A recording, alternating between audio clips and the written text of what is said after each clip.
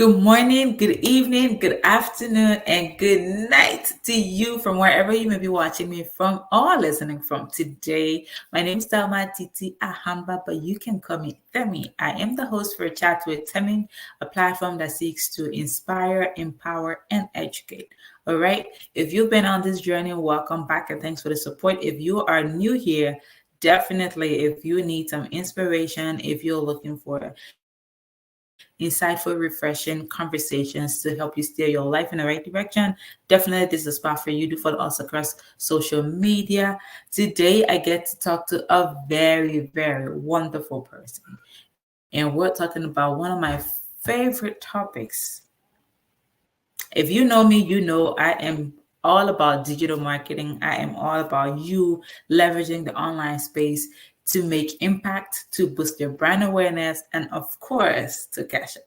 Okay, so today I get to talk to an amazing young man. I have been blessed to be in his community on LinkedIn. The guy is shaking Ghana, guys. Like he is literally shaking Ghana. And if you see him, he's a very young, energetic man. You wouldn't think, oh, this person is so powerful like this to be moving things in Ghana that much. But this young man is tearing up glass ceilings. He's breaking down walls, and he's just literally impacting everyone that cares to make some money. So whether you're executive, whether you're an entrepreneur, he's a digital marketer like myself. So today, you of course, you're gonna have a blast as always from the previous episodes. If you've not watched it, go check it out. Okay. Today, I get to talk with no other but the Kwesi Folson. Okay. If you don't know who Kwesi Folson is, guys, go check him out on LinkedIn. Like the guy is on fire. You know how we do our guests before I get him up on stage. Now let's give me a drum roll. All right, let's give him a guest on stage. Hey Kwesi, how are you? Hey Kwesi. You sound like your mic is muted, but I don't see your mic muted. We don't hear you. No, the audio is off. Let's see. I don't know. Yeah, I heard the mic. Oh no, I don't hear you again. Guys, it's like my village people want to disturb this communication. Okay, now your mic is muted. Can we unmute your mic? Yes. Can you hear me Yes. now? Yes, I can. How are you? I'm doing great, Thelma. How about you as well? I'm very well, thank you. Trust me, I'm even more excited for to have you here. Like to take you away from your clients and get you on this end. Yo, my day is made. I'm glad to be here. Really glad to be here. Great. Please tell us a little bit about Kwesi Folson. Okay. So they are different. Okay. I hope you can hear me now. I hope now it's clear. Yes, I can hear you. You sounded like you're in the Matrix earlier, but it's okay now. In the Matrix. Okay. All right. So just for people who don't know me, my name is Kwesi Folson. I'm an award-winning public speaker. I'm a corporate trainer. I'm a marketing consultant. I help people who are in the public speaking space make money. So I consult for my contemporaries as well to help public speakers make a ton of money. Coaches, consultants, I help you to create, convey, and sell your offers as well. Help people to generate leads for their businesses and all of that. Aside that, I own a corporation, or I own a company called Revolead Solutions Limited. So Revolead is essentially, it has two sides to it. It has a human capital development side and has a digital marketing side. So with the human capital development, we go to companies, we teach them things, or we train them in things like soft skills, so emotional intelligence, communication, all of that. Then we have the marketing side where we actually train corporations, or we train the marketing teams of many different companies. We help them to be able to build systems that allow them to scale, that allow them to rake in profits more than they can imagine. There's this other side where we actually implement and do the digital marketing on behalf of companies as well. So essentially, those are the two things that I'm really into. So I'm mainly a public speaker, then I do coaching, then I own a corporation. So those are the three distinct parts about me. So essentially, yes, that's what I can say. Great. I mean, the audio sounded so much better with the video, kind of making you sound like you're in the Matrix, but it's okay. Yeah, Guys, you can hear that. I told you he was shaking stuff up, right? In the entire, not the whole of Ghana, not just one side of Ghana, the whole of Ghana. Okay. So if you do not know who Kwesi Folson is, definitely check him out on LinkedIn. I'll put his full name up here so you can check him out on LinkedIn. But today, this conversation is really near and dear to my heart. Doing business in the digital era. Kwesi, what does it look like now? I mean, 10 years ago, you probably weren't doing what you're doing now. But, being as young as you are, you're just on top of things. And now you're teaching older folks how to run their company digitally. So, like, what does it mean to do business in this digital era? Like, everything now is on social media. Social media can literally make or break you as a brand. yeah, yeah. So I totally agree. So doing business in the digital era is something that has significantly changed the business landscape permanently. Like everything digital has changed the business landscape permanently. Now let's take a look at media in itself. So when it comes to media, media has two different dispensations. So there's something that I call the new media, and there's something that we call the mass media era. So the mass media era had two distinct eras, or that mass media dispensation had two distinct eras. It had the broadcast era, then it had the print era. So during the print era was actually before the broadcast era. So the print era, the things that people were using to advertise their businesses were newspapers and billboards and anything that people could literally print. So that was the day where people were actually posting posters on walls and all of that, and that's how they advertise, that's how they got their business across to people. Then we transitioned, and media transitioned and evolved to something we call the broadcast media. So that's where we saw the advent of radio and of television and of all of those interactive elements. Then from that, we saw that because of the technological rate and how everything was moving, we now developed the internet, and there was the internet 1.0, where there were emails and people were just literally marketing through their Mhm. emails and everything. Then social media was built on top of the internet, and that's what we primarily use now. So a lot of people are now using search engines, and they're using social media to be able to drive traffic and eyeballs to their businesses. And that has fundamentally changed how people think about businesses. It fundamentally has changed how people can now take control of their destiny. So before, in the mass media era, before you could be able to get your message out there, you have to pay for every single thing when it comes to advertising. So it's either, if it's not an event, if you want something to be put on radio for you, you have to pay. But now we live in an era where you can actually build an organic machine that can produce visibility for you if you know how to do it right. So you don't even need to people. I mean, it's always better to scale a business with paid traffic. I don't think there's so much nobility in trying to do everything organically. However, you can actually build a business by actually growing your page steadily and build an organic base of people, an audience of people who actually want your product and who need you. And then you can start scaling your business based on that. So for me, I believe that everything about business is about marketing and sales. Marketing and sales are the oxygen of every business. And the digital landscape um, has come to add a layer of ease to the business landscape, especially in terms of sales and marketing. And that's where I play. That's the field that I play in. So essentially, that's about it. Yeah. Wow, that's very awesome, and I like the way you just built up on that. Like you just took my mind back because we used to see companies, then and what was that? Is it the Ghana stuff? Because I grew up in Ghana, they'll be like post no bill. Like if you post bills, you'll be Yeah. fine. Like that, like Yeah. papers everywhere on the Mhm. street, and then started banning people from posting papers, and Yeah. the beautiful thing about business era is as the time is moving, you better move. If not, you'll be out of business. 100%. Like 100%. and If you're slow, you miss the boat. exactly. And then one thing is like I've experienced both worlds, Africa and now that I'm in America. It's like in Yeah. Africa, there's some companies who are still stuck onto old people. I'm not negating their skill set in the space, but it's Yeah. sometimes it's a bit slow for them to catch up with tech, right? So Absolutely. and the young people who are getting fast with tech out of curiosity, not because not because they're they've gone to school for the certificates and stuff. Here I see companies going out for people who have skill sets rather than certain degrees. So you may have the Yeah. degree. How tech savvy are you?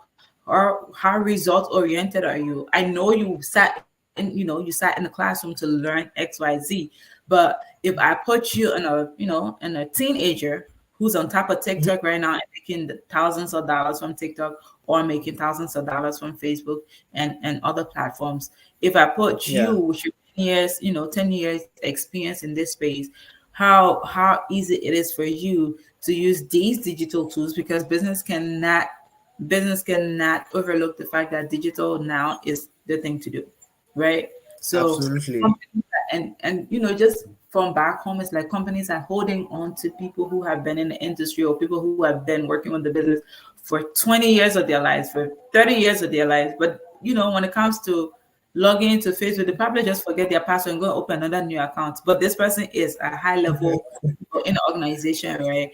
So Absolutely. how does that, and like I said, I'm not negating their skills, but these are some things that company needs to relook at, because sometimes you're a young person, be like, okay, this is our new social media manager. Be like, I've been here for like 20 years and you didn't make me manager. Now you brought a small girl to kind of manager over me. How?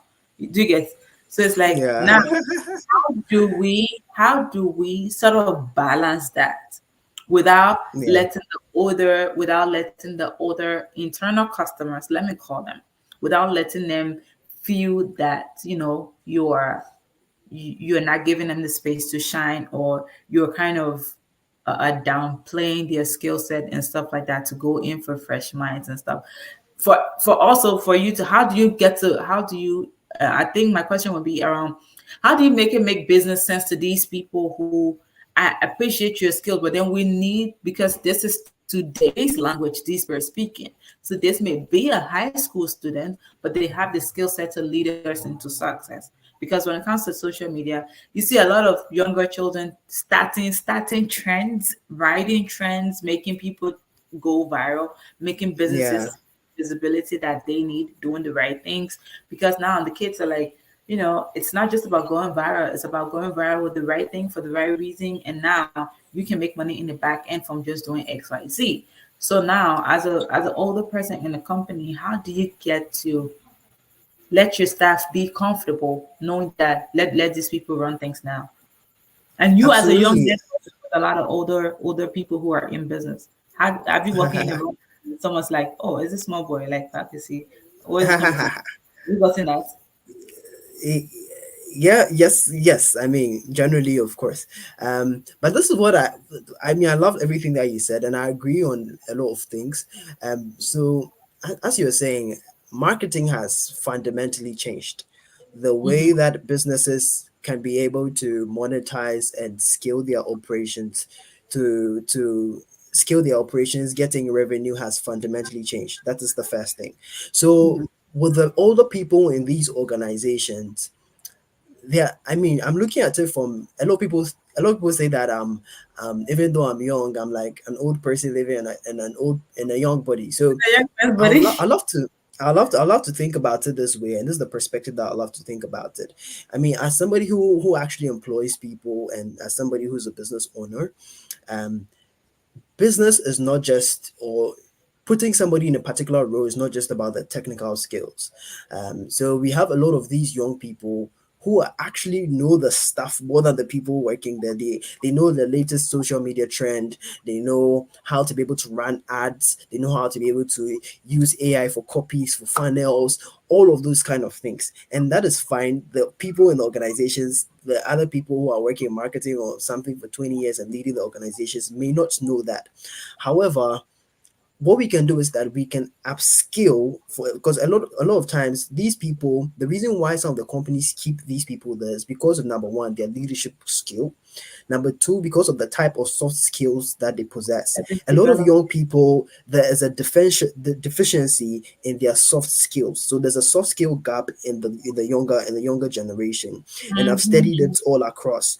I've seen that a lot of young people do have the technical skills. So I mean, they know how to get on Udemy, get a course, understand the thing, go apply it. That's fine. But when it comes to how to be able to work in an organization that is structured in a particular way, that has to do with There's a gap. communication, that has to do with meeting deadlines, that has to do with leading people, then that is where it's a problem. So for me, if I was a business owner, I was at the top of a corporation, what I would do is that I'm going to upskill my people who are already there in the technical skills. So what those other older people in the corporation have to learn how to do is that they have to be willing to learn.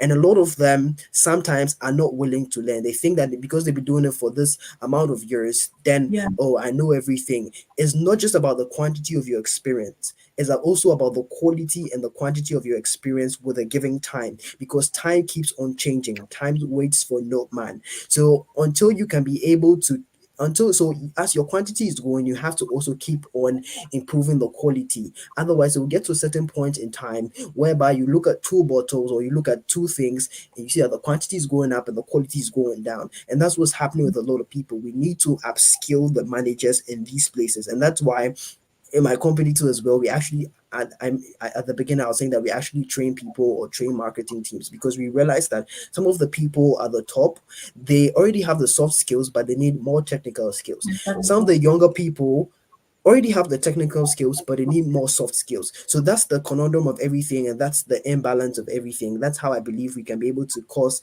a balance between the younger force and the older force. I hope that answers the question. Yes, and I Yeah. like the balanced perspective, right? You didn't downplay the older generation because they have a whole lot of gems they could give.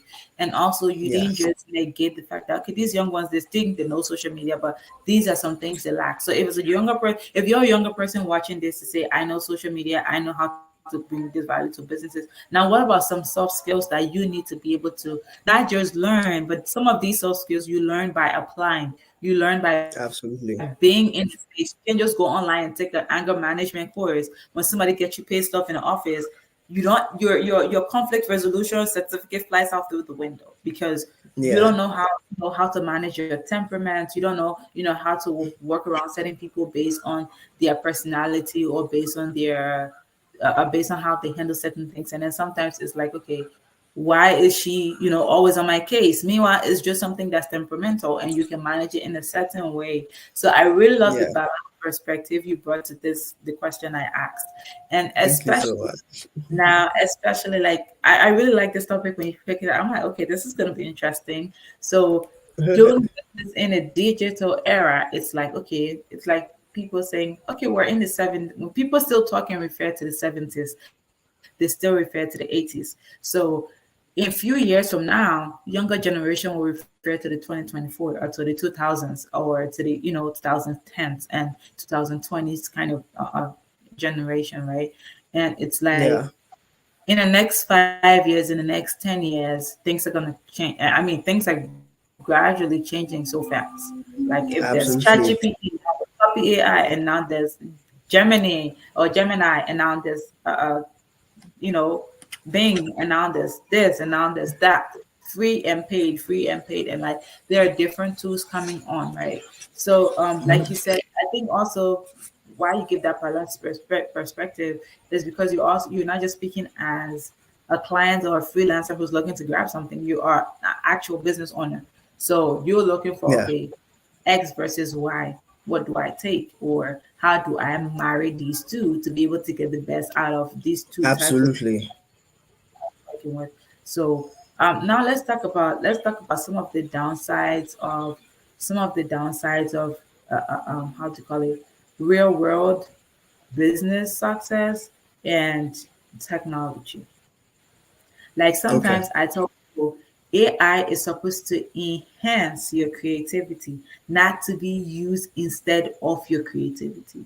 Okay. Yeah. So um I I didn't go for the certificate, but I've been learning a lot about image generation using AI, copy generation Okay. using AI, changing, image to moving animation using AI where your picture Hmm. can talk or say the text you wanted to say.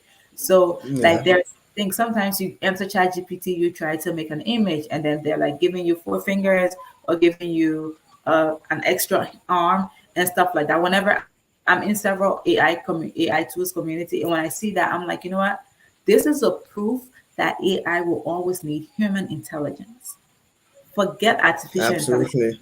Remember going to speak at an event in Rwanda, and then one of the questions the young person from there asked me was, how do you feel about the way AI is going? And I think for us, it's like AI is going to get us out of job. I'm like, there's people who make artificial intelligence are humans.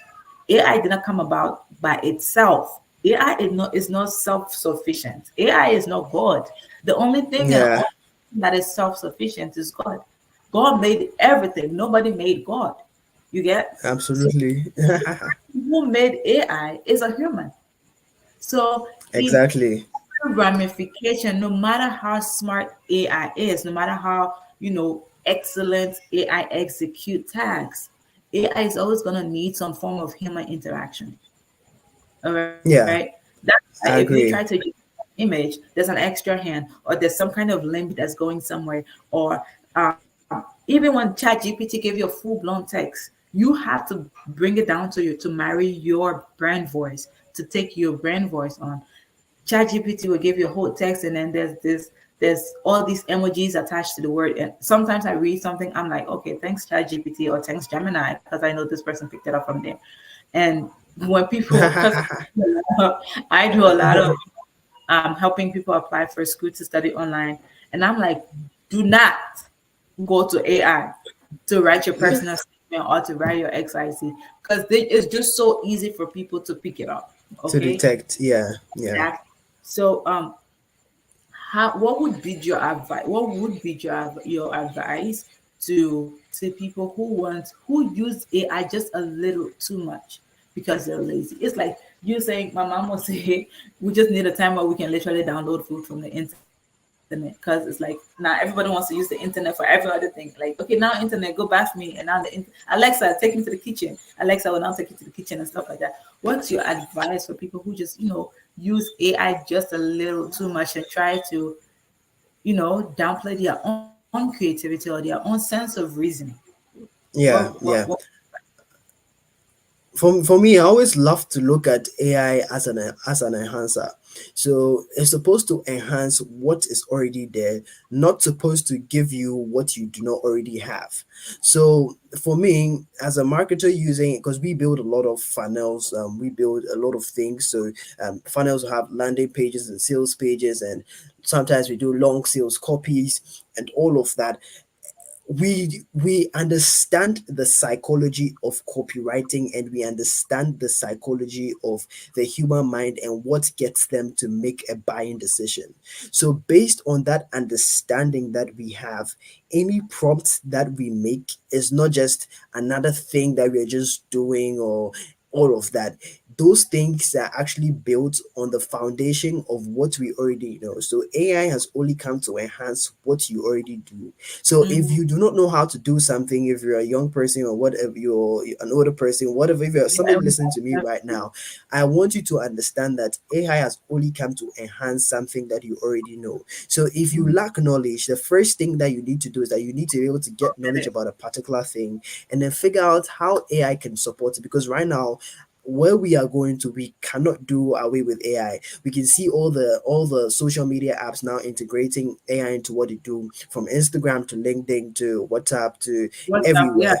There's exactly there's AI being integrated into how we live our daily lives. So what that means is that, and from this point onwards, is only going to get more and more. We're just going to see more and more AI things popping up. We're going to see a lot more work of artificial intelligence in different industries, in the automotive industry, in different things, literally. So What that means for us is that we need to be able to figure out how we can be able to keep our core knowledge and not lose our creativity. So you have to think Exactly. about AI as an enhancer, not as something that is going to replace your own creativity, because don't forget that it is artificial intelligence. Okay, that entire it's actually like people can actually make that, people wire that together. So it is so, in as much as all the information is there and is great, if you don't understand what you were doing, you're just going to be making errors. And that's as simple as that. You need to think of AI as an enhancer, and that's all I can say for now. Absolutely.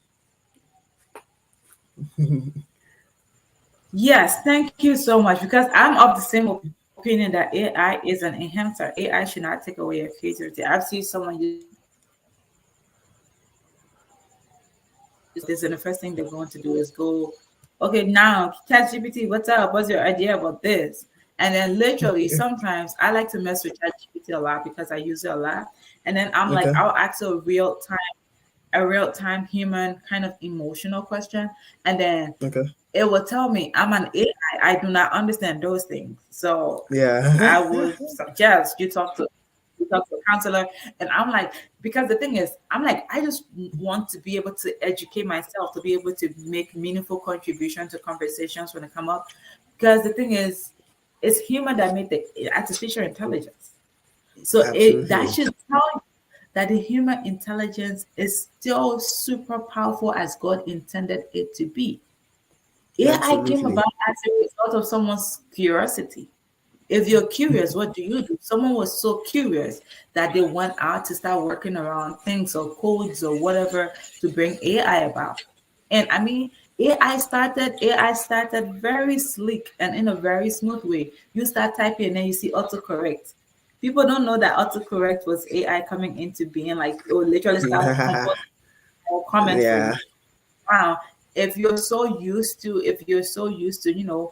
making certain replies, sometimes the your phone could just write out Mhm. a very faint text to see if, like you say, okay, looking forward, it would just say to hearing Yeah. from you. Yeah. And Yeah. then you have to Mhm. just click tab and continue, right? And some people, I don't know how some people be having conversation. They're like, they have no idea that was AI. Some people be bashing people like, you're not supposed to be using AI. Or if you say you're so intelligent, why are you using AI? Okay, why are you using autocorrect on your phone? That's AI. Yeah. That's still artificial intelligence. Sometimes, Yeah. and sometimes, not to confuse my device, I try as much as possible to write in our Liberian broken English. It's called Kolokwa. So sometimes Yeah. Kolokwa. I be testing my phone and writing in Kolokwa, and it will, like, it's so funny to see, right? Try It will correct you immediately. try writing in pigeon and see what it will do to you. Start correct. I'm like, okay, so for congratulations, we'll say congratulations, congratulations. So if you are trying to type congratulations on the phone, AI, the closest one to that, is telling you congregation because you're trying to say congratulations. Like, AI doesn't understand that you're using Corolla. So the closest they can give you is Yeah. congregation. And sometimes I tell people, like, technically, it just goes to show that AI need human beings, right? We Absolutely. cannot get rid of it, and there's absolutely no way AI is going to get rid of us. It's going to, of course, because it's being improved upon every single day, it's going to be able to do some manual, like strict kind of routine jobs. Yeah. But Yeah. the ones that require, that's why we as humans, as AI is advancing, because the human mind is saying, okay, I want this to make my life as easy as possible. And I want to be able Mhm. to do the barest minimum. That's what's in their mind. That's what's in all these tech gurus' mind. And they keep adding additions and trying to make things as easy as possible. So if Yeah. I were you, whether you're doing business, it doesn't matter the industry you're in now. AI is being used in a hospital, AI is being used in schools, AI is being used in businesses, traders are using it now, like different things, right? So if I were you, try to catch up. You don't need certificates sometimes to prove to anyone. You just need to be able to have these skills and be able to use it in real time when the need arises. Yeah. Yeah. I agree. Yeah. So this conversation was very insightful, Pakwesi. Guys, if you wanna peek into this young man's brain to help your business. It's give you some cool cash. Definitely you want to connect with Pakwesi on LinkedIn. He's doing a lot of different things. He's always busy. So if you want to catch him, you better catch him now. Okay? Like Yeah. he's almost always busy. I was shocked when he replied me. And I'm like, okay, I got the Folson guy. Yeah. So definitely you want to connect with him. Oh no, just a bit more. Yeah. Okay. So definitely you want to connect with him. Do catch him out on LinkedIn, okay? But also, what are some? What would you say to say if I'm starting out, like the way things are moving really fast, right? Say I want to, I want to get a startup in this digital era. What are some of the few things I should look out for? Say I'm a young, even if I'm an older person, me, I believe in, having another stream of income.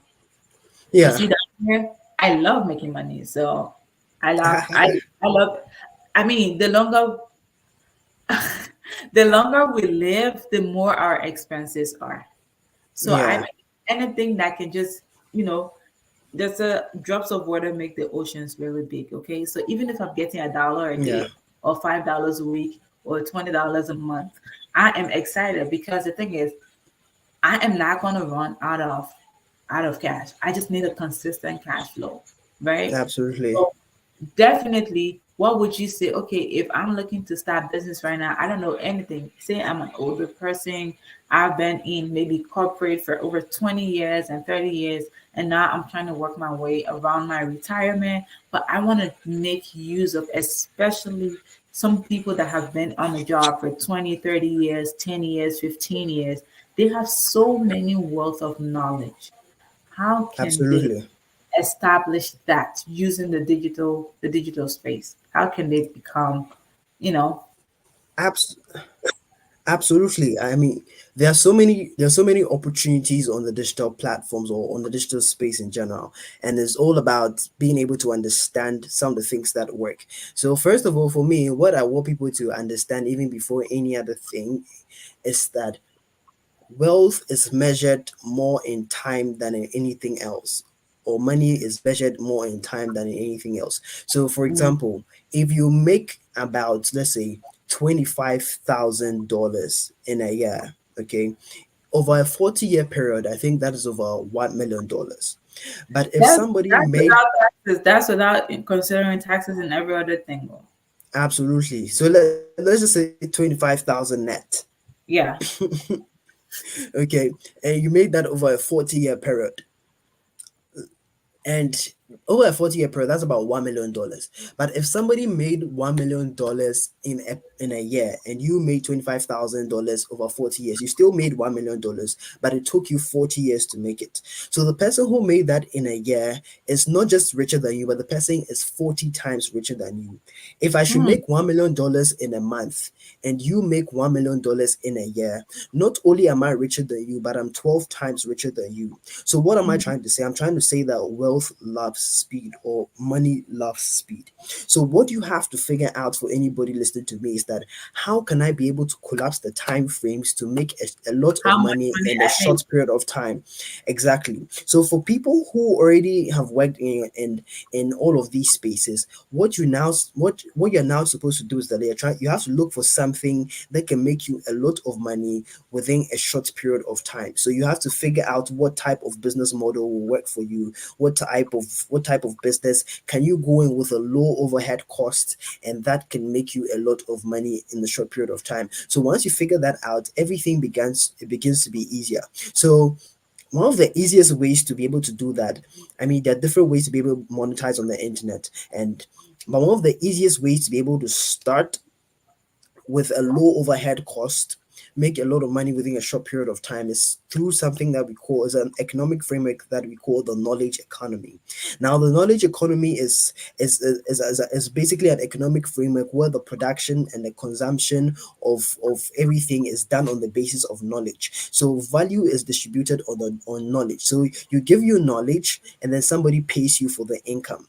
So it's essentially that, and and there are several ways by which you can monetize your knowledge, because what the whole thing is this: no matter whether you're even working in corporate, whatever you are doing, you're only giving two things out. Number one is actually your skill and your knowledge. Nobody is paying you. A lot of people think they're being paid for your time. You're not being paid for your time, because in the same organization that you are in, if you're earning $25,000, somebody's being paid $2,500 in a month. So what does that mean? That means that it's not about the time; it's about the type of value that you are giving to Different. somebody. Yeah. So what you have to do is that whatever you know or whatever skill that you have, you can what people do is that they give all their time to one corporation. That's fine. There's no problem with that. But if you are trying to transition out, or if you're somebody who is starting out as a fresher into the system, you can be able to take your knowledge about something, make a product out of it, and decide to monetize it. I mean, there are even four, I call it the four income vehicles to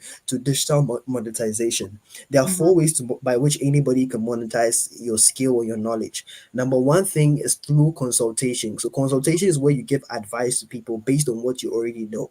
So you can be somebody and you can consult for 10 companies at once. These are some of the things that are defying everything. So you can use people places like LinkedIn to be able to do all of your lead generation, get 10 companies, and you can sign 6-month contracts with them, and then you're consulting for them for the next 6 months for 10 different, you're getting 10 different revenue streams at the same You time. secured that for six Exactly. months. Absolutely. There's another way through coaching. Now, the difference between coaching and consulting is consulting is more of the advice, but coaching is, Advisory. a, is deeper. It comes with immersion. It comes whereby I can hold your hand and I can literally walk you through the Advice. process, detailed step by step. When you make a mistake, I come in, I tweak it, I show you. It's a deep process. So coaching is one of them. One of the ways too that you can do everything is actually to actually provide the service of whatever you're doing. So, and there's another way to call promote. So it's promote, provide, coach, consult. So it's either you coaching, you consulting, it's either you're promoting something. So promote is basically like affiliate marketing. If you're somebody who doesn't have any type of expertise at all, what you can do is that you can just look for somebody who has the expertise. Number one, the person's already built the reputation of being that expert within that subject matter, Trustworthy. and you just pick their product, you market, learn marketing, and learn and sell it for them and make a cut out of it. You can do that from the comfort of your home. The whole idea is this: the game has changed, nothing is the same anymore. There's no excuse to be lazy, there's no excuse. You could get sacked from your office today and make money the next day. You could be retired today and make money the next day if you know Mhm. what you were doing. But for people Exactly. who have just left the corporate, you can start with the knowledge economy, because if you've been working in a place for 20 years, I can imagine the type of knowledge that you have about possibly like career or about your particular field. How about you took people who are trying to succeed within the field, and then you coach them on how to be able to become successful within that space that you were in. Yeah. The whole idea of this, and I was saying this before, that knowledge, there are only two primary purposes for knowledge. Number one is for action, number two is for sharing. If you're not doing any of those things, if you're not using it for yourself, you have to give it to others, then what's the point of keeping it anyway? So what if you could put a price on your knowledge? And it's not just that you're trying to put a price on your knowledge. It took you years for you to be able to get that Exactly. type of knowledge that you have. Even Yeah. if it didn't take you years, it took you some form of resources, in terms of financial resources, to You understand or spent your get time, you burned the midnight exactly. candle. Absolutely. Absolutely. So if you have all of that experience, or you have all of that, why don't you put a price tag on it? Why don't you package it into something? Why don't you package your genius? Why don't you put in an ebook, a course? Why don't you start doing live webinars? Why don't you start doing challenges? Why don't you start doing something? If you can understand what the knowledge economy brings and the difference that it brings into our economy, everything changed. That's the whole thing. And you see, everybody started rethinking new ways of being able to do things ever since the Great Recession, and that started from latter 2007 and ended in 2009, because it fundamentally changed everything.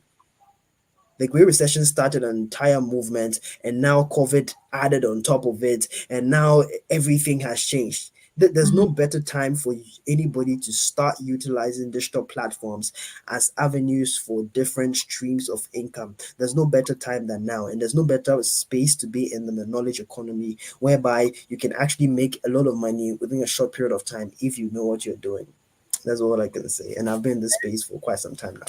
That's so awesome because everything you said is just 100% gems that you just dropped. Okay, the thing about it is a lot of time, like my life coach would say, if it was easy, everybody would be doing it.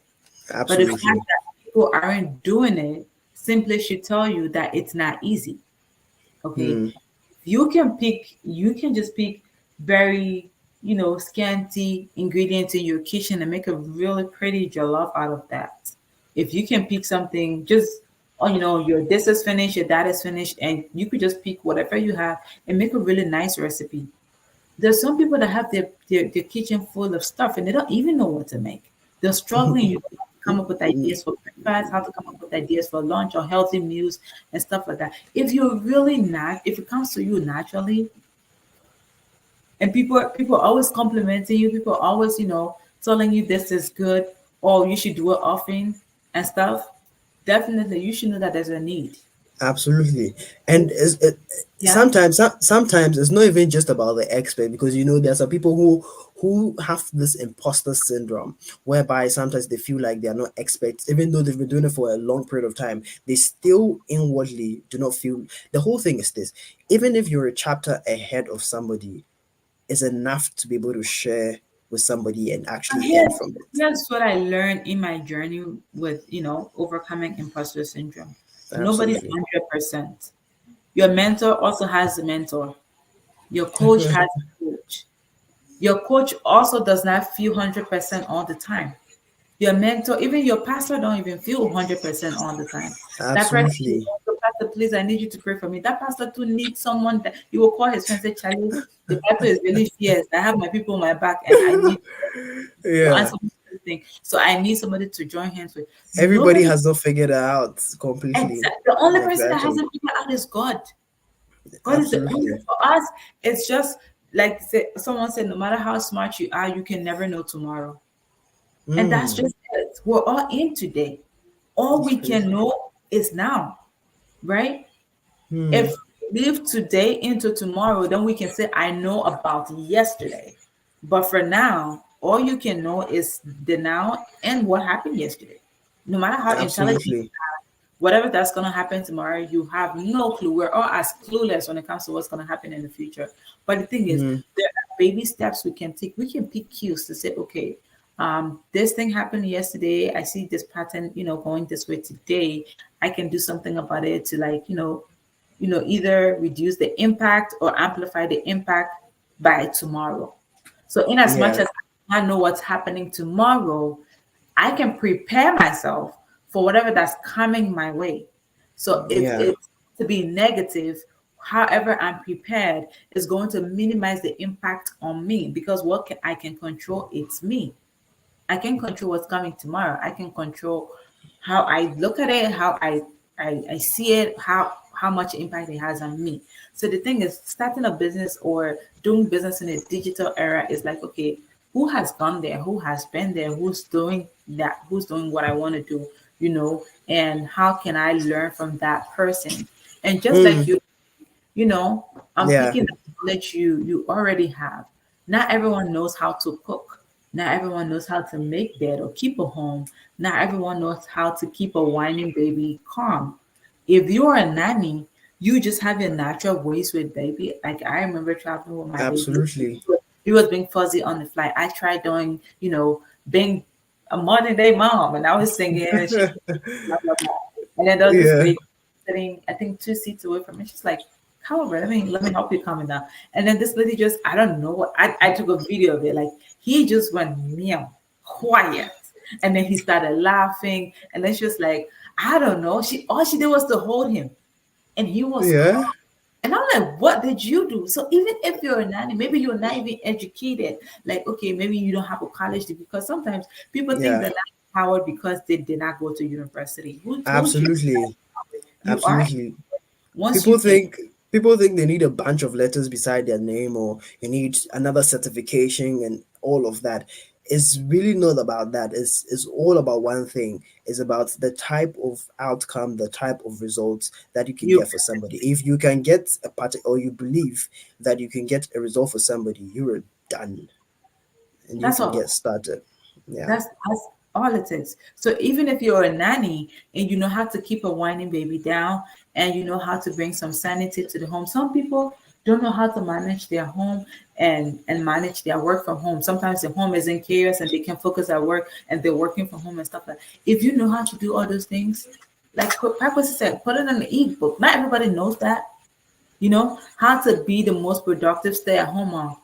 Okay, I just give you an ebook title. Okay, so go think about it. What do you do as a productive mom at home? You have everything, whole hell raging, and kids are crying in the background. Maybe you're homeschooling your kids, or maybe your kids is not even up for the school going age yet. So you have to manage them and manage your meetings. How do you get your kids to stay so calm in the background without putting your laptop in water or without breaking your phone? How do you do that? Can you help other people? Because some people are drowning in that frustration. Okay, so it's like you just literally leveraging the knowledge economy to be able to help people solve their problems. Absolutely. What are some of the pitfalls when it comes to doing business digitally? You as a Um, business, what are some of the pitfalls? Number one is just I wouldn't even say so many pitfalls, but the the number one bottleneck.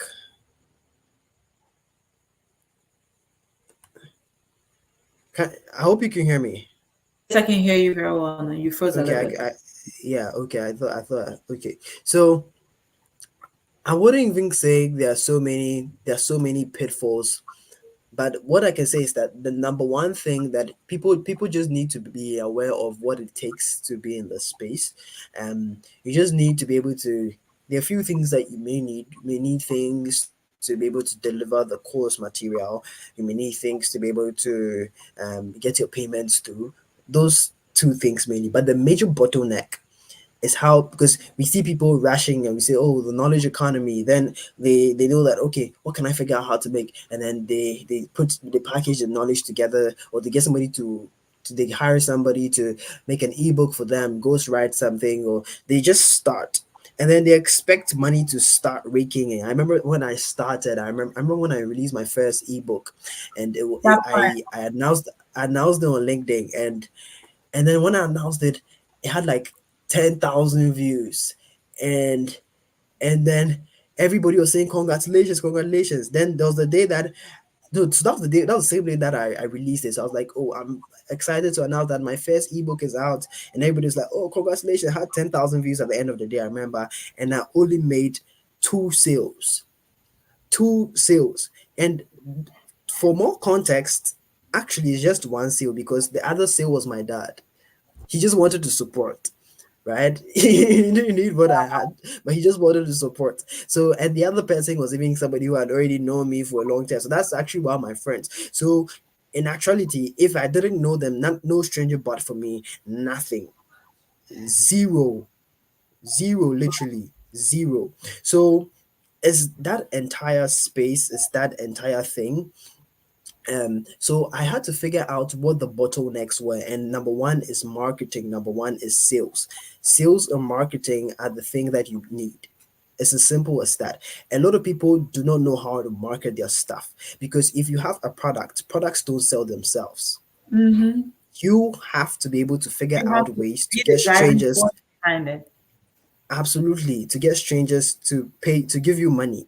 So people just they start rushing and all of that, and they don't understand how to market to people. They don't understand, how can I get somebody into an entire system whereby I can get them to raise up their hands for something, show their interest, loop them into something, get them to buy from me, have a system whereby I can continue to get access to all of them.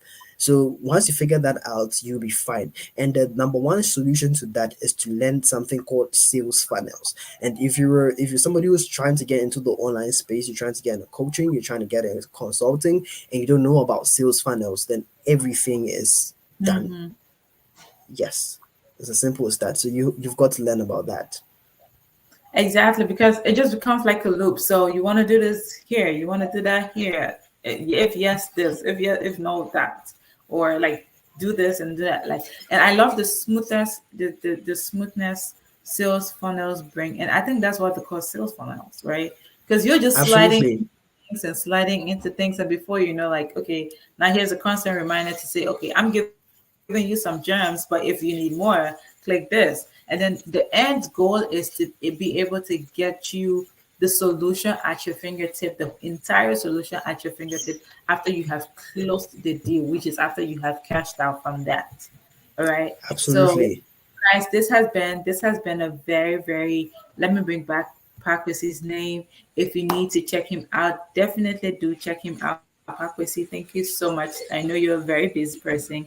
As much as you're a very young guy, but you have your hands full, you have your plates full. Thank you so much for giving us your time. Thank you for being here. Guys, if your business needs some pats on the back, your business needs some hand holding, your business needs some, therapy on the legs to be able to get your money to get down to the bag because it's hanging somewhere. Definitely connect with Pac. See, he can get your money to touch the base of your bag rather than it hanging. So you hear him. Don't be too excited. The visibility is great, but your end goal is sales. You want to make a sale. So you could have 10,000 views. And the thing is, thank you for raising that because sometimes people start a business, right? And then they're like, Hmm. because it's a digital business, it's supposed to bring me more money than the traditional shop would bring me. And then I remember talking to one Yeah. of my business associate in my business community. I'm like, even with digital business, it's like a physical business. The fact that you Mm. open shop today, person no buy from you, no means you no go open shop tomorrow. He was like, my sister, that is.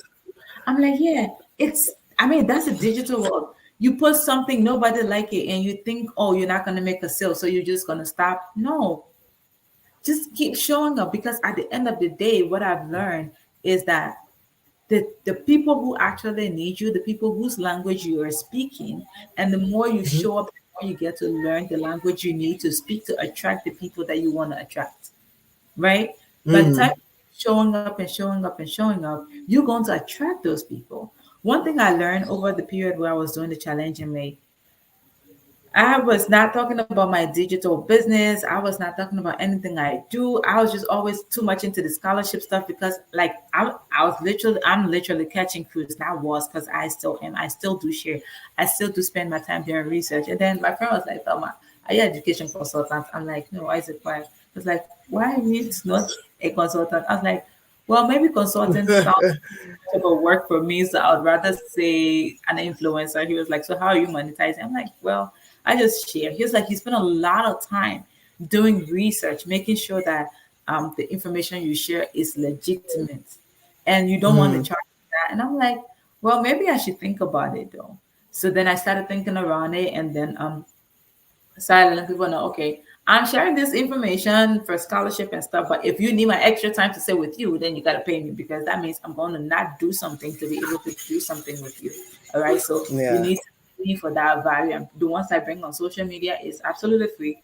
But if you need me to actually sit with you or work with you step by step, then that means you need to pay me for that. So I started getting clients. I still do a few Wow. people with and stuff like that. But at the same time, it's just I do it because I love to do it. I love catching crews with that. It makes me feel so good knowing that okay, that might help me to get an admission. Oh, I was able to secure a scholarship, or I was able to get a partial scholarship, or I was able to get a loan, and that just whatever, just bring my sweetness up, and then I'll be feeling myself like, wow, I can do this. It's interesting, right? And Yeah. with the challenge in May, I was I just said I wanted to impact, educate, and inspire as always. Guess what? Hmm. But showcasing, you see this tickle that go across here with my website, I was able Yeah. to get 25 solid leads Whoa. in 30 days, or less than 30 days, actually, because I landed that before 31st of May. So that's just, Mm. then I remember when I wanted to start the guest feature, I had sent out some, invitations to people just the same way I did with you. And some people are like, oh, my your platform is just too big for me. I don't think I'm ready to talk to you yet. I'll just, hold up a bit. When I feel ready, I'm gonna talk to you. I'm like, you're amazing. And the thing is, some of these people are people that inspire me. And I'm like, girl, you're doing something, But I Yeah. need this compliment, like I'm doing something. And then before you know, I landed a buyer by just having my website on here. Hmm. But the thing is, people don't understand that irrespective of what I do, I say you spend something. You're either going to spend money or you're going to spend your time. And the reason why Hmm. you're working in the company you're working in, maybe you don't have money and you need that money that they have. So they're going to buy your extra 8 hours from you to add to their 24 hours to make their dreams come true. It's just as Yeah. simple. All of us are given 24 hours, all of us are given brains. So if I do not have money, I need to trade my time for money. If I Yeah. do not Yeah. have time, I must have money to be able to buy someone else's time, to be able to execute what I have to execute, to be able to give me more money. And that's why Yeah. companies do what they do, right? So like Absolutely. don't in the digital era, you even as I know I said I was taking your time back, Kwesi, but I want us to talk about this. Yeah. I have Feel, come I'm across one. Yeah. I have come across where companies are not leveraging their employees' personal brands across the internet. Wow. Yeah. And I'm always preaching like, okay, it's good for people to have a legit representation online because here's the thing. I have a really powerfully engaging community on Facebook, and I do have the same on LinkedIn. So Yeah. if Yeah. You I do. company and I'm doing XYZ and my people are supporting me and I start talking about, my role in this space or with this company, people are going to support that company because of the relationship they have with me. Yeah. And as people, because I still do once in a while, do help people to set up their LinkedIn and optimize it and do stuff. But then sometimes they're like, you know what, I have a day job. I don't want to be. And Yeah. I'm like, Scene and everything. making it normal because they can actually tap into the credibility of their employees. Please speak to that part, It's Professor. so interestingly, I was going to make a post about this on LinkedIn this week, possibly at the end of the week. And this is the whole thing. You see, when you employ somebody, okay, automatically the person automatically becomes an ambassador of your company. For example, if you meet a friend and then you ask a friend, so what you doing right now? Because that's what a lot of people ask. So what you doing right now? And they say, oh, I'm working at this company. That is them literally selling your company or telling somebody who was not aware of your company about your company by just talking about what they do. So that makes them an ambassador of your company. So Mm-hmm. for even let's even take it to let's take it to let's do a more extreme example. If one of your employees, God forbid, should have an inappropriate thing like a sex leak out over there, you will get angry and then you say, "But you're They're working my company." misrepresenting So your brand. exactly. Absolutely. So that's the whole thing. So when it's the negative, then they understand that personal brand affect your Thank company. you. But when it comes to the positive, they don't want to understand this. Number one thing, there's something that I call the leverage ambassador advantage. The leverage ambassador advantage. Every company should get people, at least two or three people who have a personal brand. Number one, it boosts your sales and marketing. Number two, it adds more into the credibility. Number three, it can attract some top talent. I've been in spaces and worked with a few organizations. I've been in spaces and worked in a few organizations whereby people wanted to work with me or people wanted to work in that company simply because I was there. Just simply because I was there. It's as simple as that. So if you can be able to leverage what you have, everything is going to change. It's as simple as that. Okay. So yes, the leverage ambassador advantage. That's a don't worry. My baby was he's just being a little boy. You So went off for a bit. yeah, no, I just went behind the studio. All And the right. thing is, I really like what you said because I've had this experience of, you know what? Well, you're always posting on LinkedIn. And I'm like, I thought you were supposed to be happy that I'm representing the company in a very good way on LinkedIn. And LinkedIn is Absolutely. a professional platform.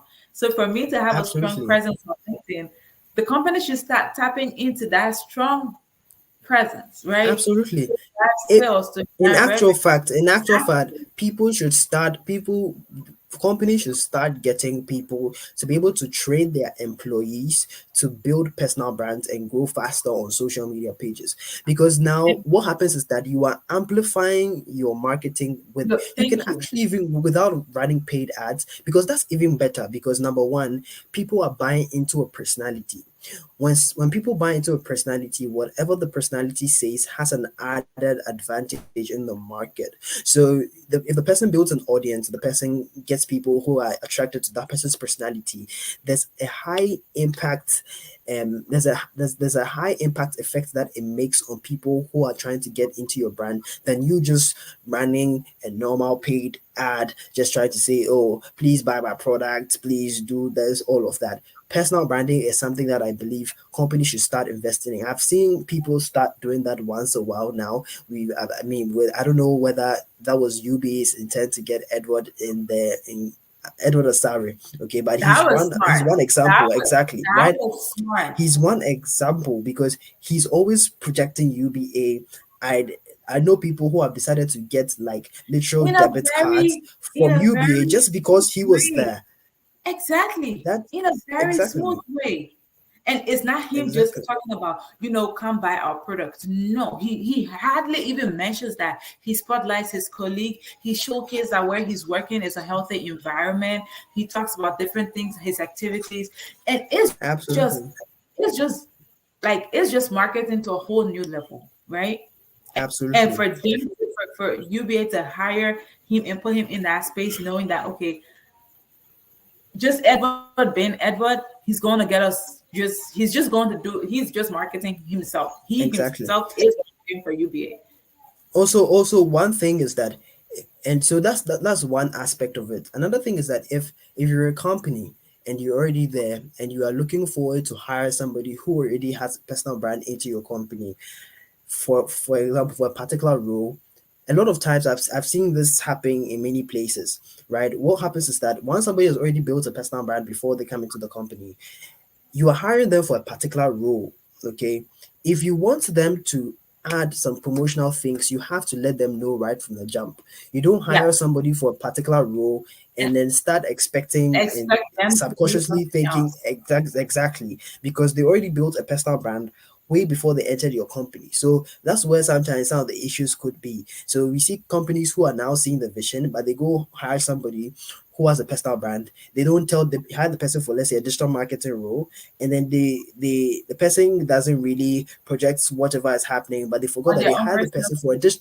exactly, I'm just a absolutely, professional. I'm not your brand ambassador. Like you don't expect me to be exactly, selling stuff. It should come with it. Okay, we exactly. acknowledge this, So and we're gonna give you this perk because just buying into your personality or showcasing us to your space. Because some people, for instance, let's say I'm working in this company as an engineer. Like mhm. there's this girl on LinkedIn, Monica Candy.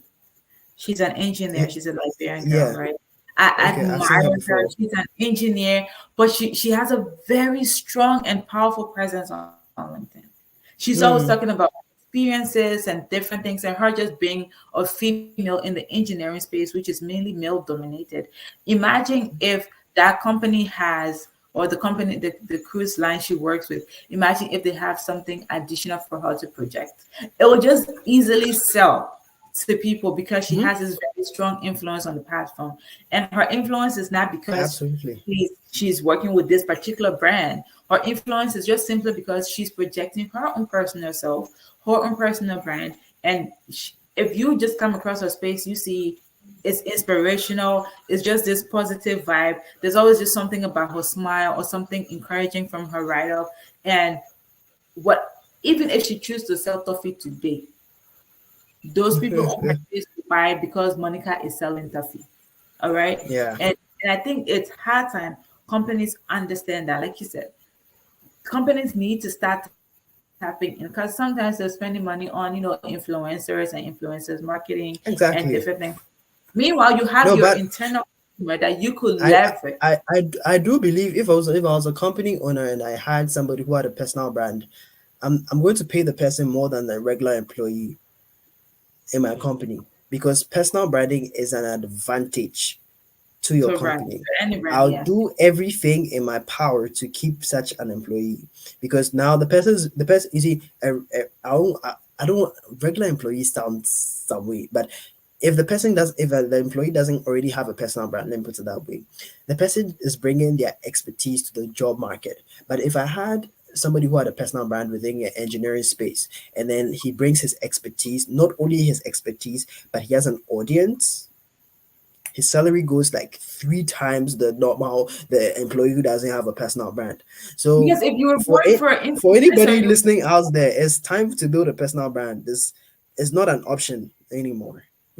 it's a necessity. Absolutely. And 100%. there's a whole masterclass, okay? This episode is a whole masterclass because to be feeding off of Folson's brain, like, yo, that's next Yeah. level, okay? This conversation, and like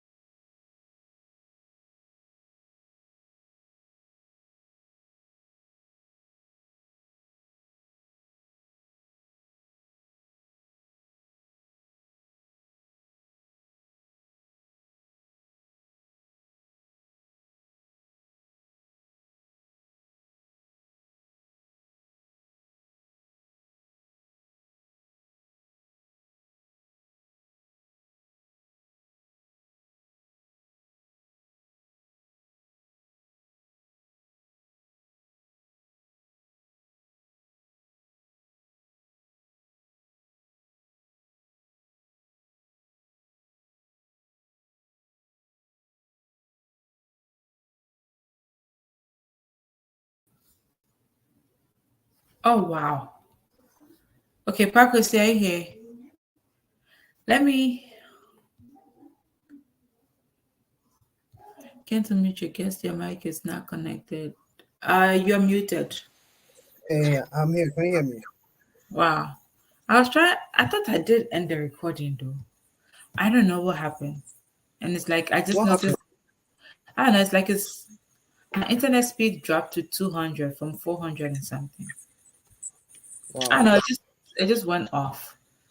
I was trying. Let me see. I was trying to end the conversation so that we not lose it. Let me see. Since we're here now, I'm going to end the conversation, and I think I'll split it from wherever that